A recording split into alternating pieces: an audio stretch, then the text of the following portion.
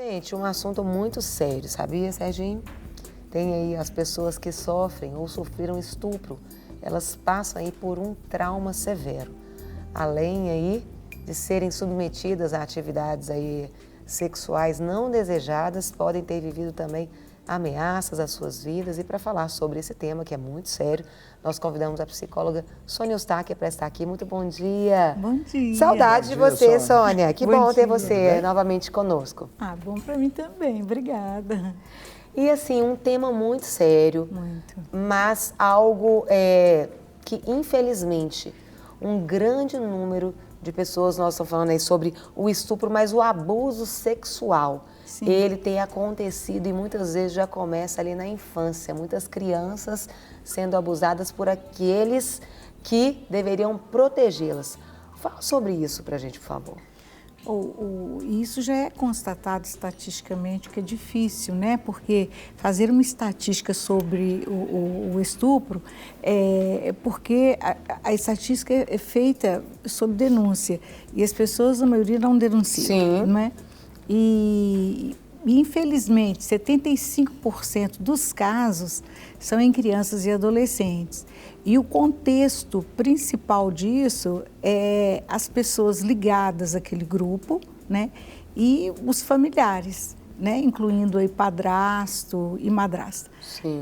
Fazendo observação que mulheres também podem praticar estupros com meninas e meninos e etc., né? Que os casos são muito menores, geralmente são homens, né? Cujas vítimas são mulheres, certo, meninas ou meninos, né? E em fase adulta, as mulheres, de uma forma geral, né? Agora, Sônia, eu fico aqui curioso para saber, assim, o que caracteriza, quais são as características de uma pessoa que já passou por esse trauma, já foi violentada, já foi abusada, o que ela desenvolve, assim, que pode até sinalizar, já que muitas vezes é uma ferida invisível para quem está de fora. Quais são as características de uma pessoa que já foi abusada? Certamente ela vai ter consequências, né, psicológicas e físicas. Logo após o abuso, né, ou o estupro, ela teria algumas consequências físicas, né, que às vezes agressão, e passaria aí por algumas questões ligadas assim a apetite, sono, o estresse pós-traumático, né? E muito traumático. Agora, essa sequela pode ficar dentro do nível que a gente chamaria aí de trauma, né? E o inconsciente, para fazer com que ela viva bem, né? Ele vai fazer um tipo de, não uma amnésia protetora, mas um tipo de negação, de um esquecimento, para que ela possa continuar, até mesmo como mecanismo de defesa. Mas isso pode predominar na vida dela como um sinal.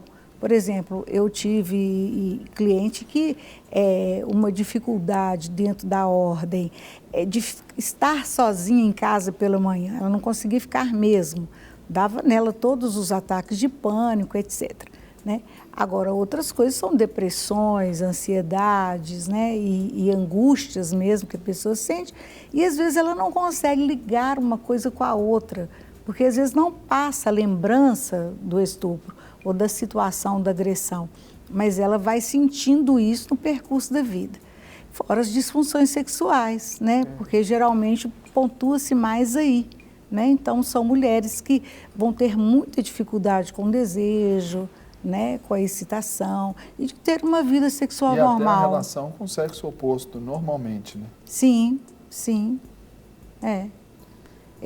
você fala essa questão da disfunção, né, ligada ao sexo oposto. Né? E normalmente, como funciona esse cuidado, esse tratamento, esse processo? Tem como a pessoa que foi abusada, que sofreu um estupro, ela falar, não, eu fui curada nas minhas emoções? Isso é possível? É possível. A hora que eu incluo dentro da questão da psicologia, a fé também. Eu sempre achei que as pessoas que têm fé têm esperança, né? Como um sinônimo quase, né? E essas pessoas, então, vão fazer uma adequação melhor com o tratamento proposto. Porque no primeiro momento é o acolhimento mesmo, a compreensão do que ocorreu. Fazendo um parêntese, normalmente essas pessoas ainda sofrem com a sociedade no sentido assim, que roupa que você estava usando? Estava decotada, estava... E ela a famosa cultura do estupro, né? E ela, obviamente, se estava, como esse último caso da mídia aí agora, do estupro coletivo, né? Então, era uma menina que se drogava, uma menina que estava mesmo na night, aí, etc. Mas isso não importa. Eles violaram lei, é crime, né? Estupro é crime, né? Então, não está solto aí só porque a pessoa está de saia curta ou se drogou, você poder cometer um crime, né? Então... Não é justificável. Não né? é justificável, definitivamente. Então, qualquer pessoa que passa por isso que eles não denunciam. Tem muita vergonha desse momento, se sentem culpadas. As crianças, então, é incrível. Elas não sabem o que foi. Sabe, se ela brincou com o brinquedo do coleguinha e não avisou, se quebrou o brinquedo e não avisou para a mãe. Então, ela pega aquelas coisas mais simples do dia a dia e acha que aconteceu com ela aquela coisa porque ela fez algo muito errado. Né? Assim, porque já está implícito na cultura também, assim, se você faz alguma coisa muito errada, que você vai ser punido de alguma forma. Culpabilidade, culpabilidade que já pertence ao ser humano, ela de certa forma é boa, ela tem que nos pertencer mesmo, vamos colocar aí teologicamente o pecado original, que é essa angústia natural do ser humano, né? Então, isso para aumentar e de acordo com as coisas da sociedade ou da família, ganha uma dimensão enorme, né? Então, vamos dizer assim, é um caso muito especial esse, mas já respondendo a sua pergunta, né? Então, no primeiro momento é esse acolhimento e essa escuta, no segundo momento é a proposta de reestruturação da vida, que é a hora que entra tudo que essa pessoa já fez, a Deus, a fé dela, tudo que ela pode fazer de bem para si mesmo, né?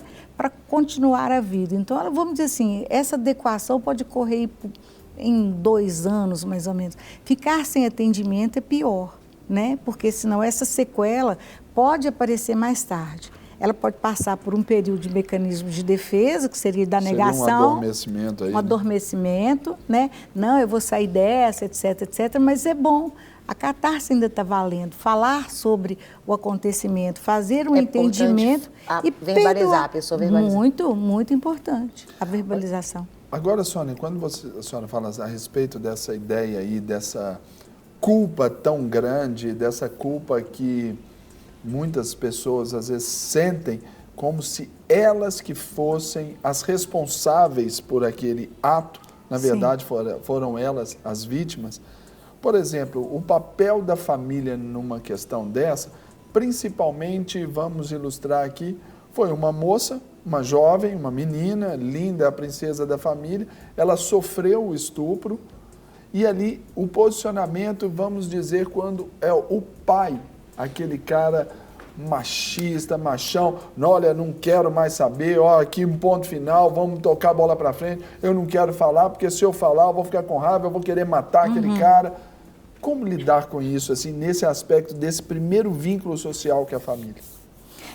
Porque aí é a família que vai ter bastante humildade para aceitar que isso também pode acontecer com essa família dele, né?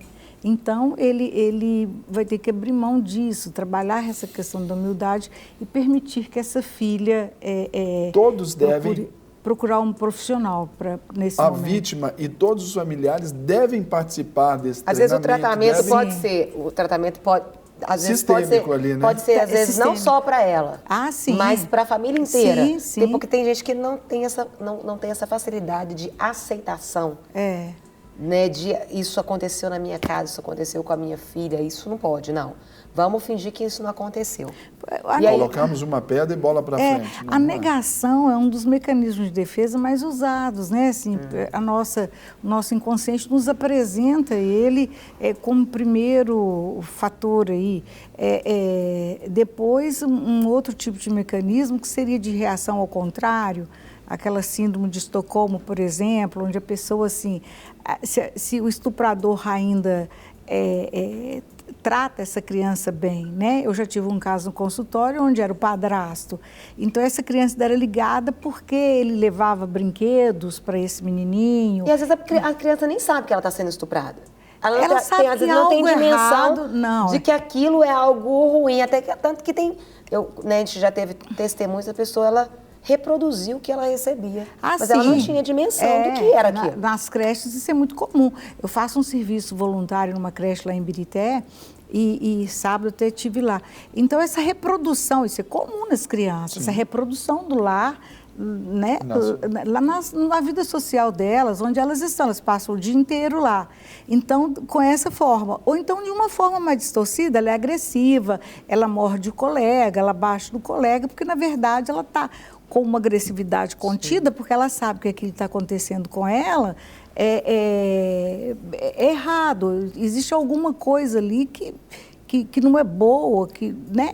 Ela tem essa dimensão do certo e do errado, mas ela não sabe exatamente o quê, porque às vezes ela nem entende de sexo. Às vezes ela é tão pequenininha que ela não sabe da questão sexual. Mas ela sofreu uma dor, então ela só quer repassar essa dor também. Ela né? de alguma forma, é um mecanismo de defesa também, assim, apresentar isso. A gente não costuma passar ileso nas coisas, somos normais. Então, assim, se a coisa é boa, a gente sorri, reproduz isso, etc. Se a coisa é ruim, a gente chora, né? A gente reclama. Então, a criança da mesma maneira.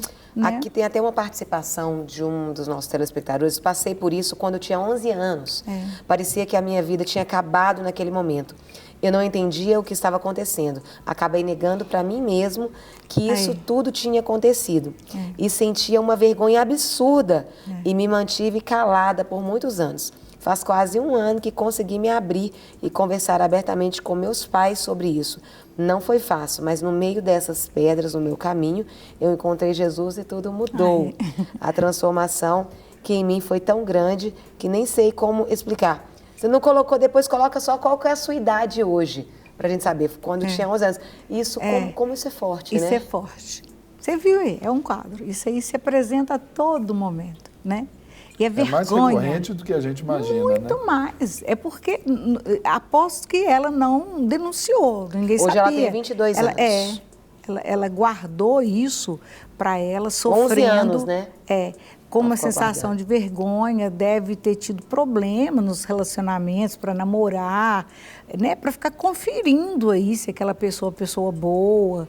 Perde a referência. Uma pergunta que ele fez, eu parti para o outro lado, a referência de pai, mas depois é porque a pergunta incluía a pessoa de fora.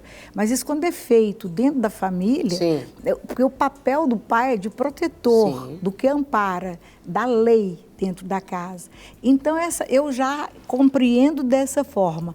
Essa mesma pessoa, com esses papéis que eu vou considerar positivos, né, tem uma atitude comigo completamente esquisita, diferente, negativa, né, porque eu vou captar que né? Não vou entender isso como um carinho especial, né? Então, isso é péssimo. Há uma confusão de direção, de aprendizado desses valores no mundo enorme.